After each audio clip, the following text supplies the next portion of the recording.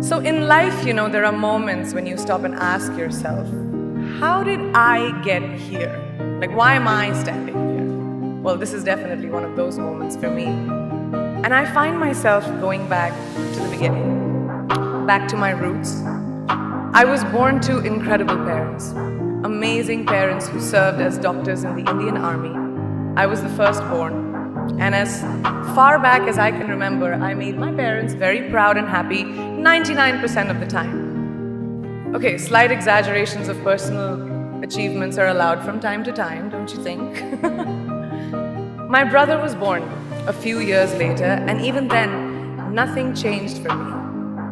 We were both given equal opportunities, and I want to emphasize this. I want to really emphasize this for you because I don't think a lot of people might understand that being equal might seem very normal. But where I come from, India, and a lot of developing countries around the world, more often than not, this is an exception. It's actually a privilege.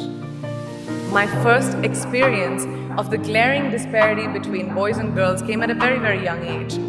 I grew up in a middle-class family with extremely philanthropic parents who constantly reminded me and my brother how lucky we were and how giving back to those who were less fortunate was not a choice. It was a way of life. Simple.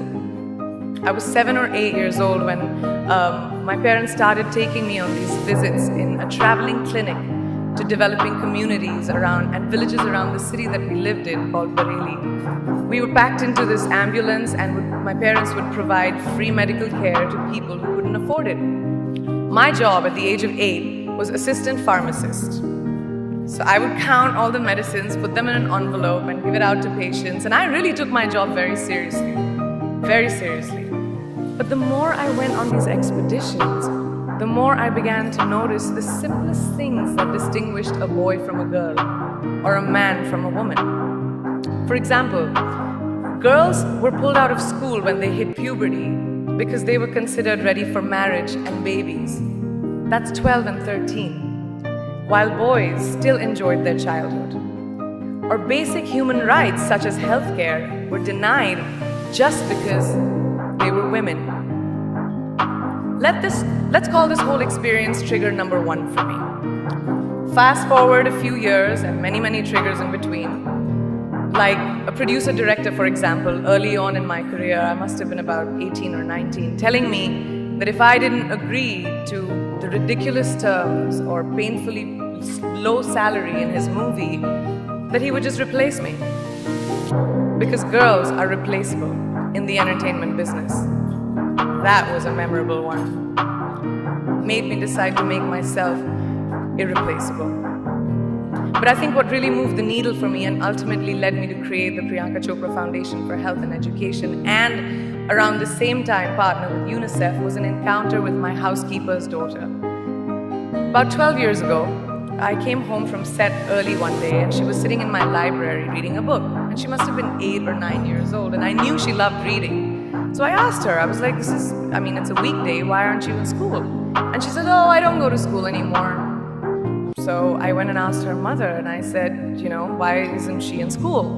And her mom said that her family couldn't afford to send her and her brothers to school, so they chose the boys. The reason, she would eventually get married and it would be a waste of money.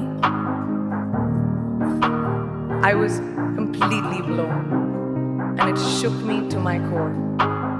Eventually, I decided to cover the cost of her education so that she could continue to learn, because education is a basic human right.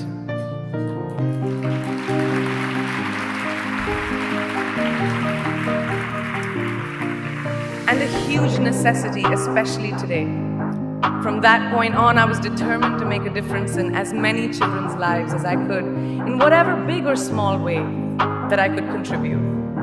There's a really, really beautiful quote that I read recently, and I think it's absolutely appropriate to explain what I'm trying to say today.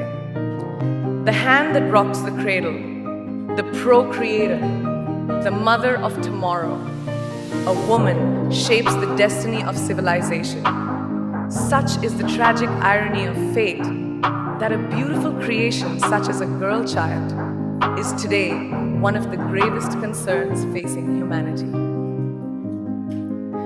Girls have the power to change the world.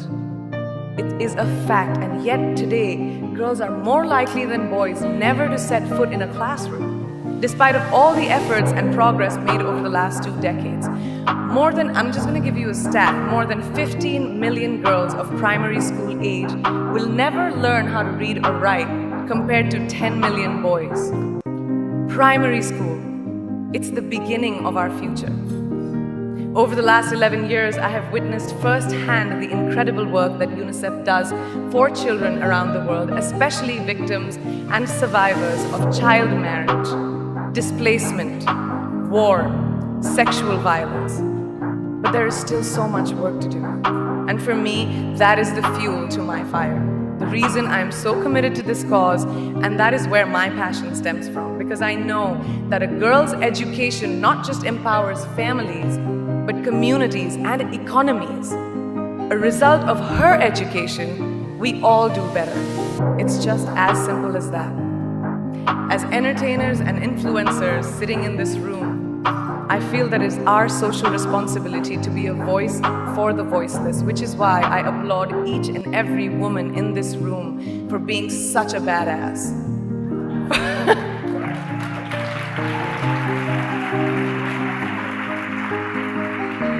For using your platform and your voice to contribute to change, and for ensuring that there is not even one lost generation as long as we are alive.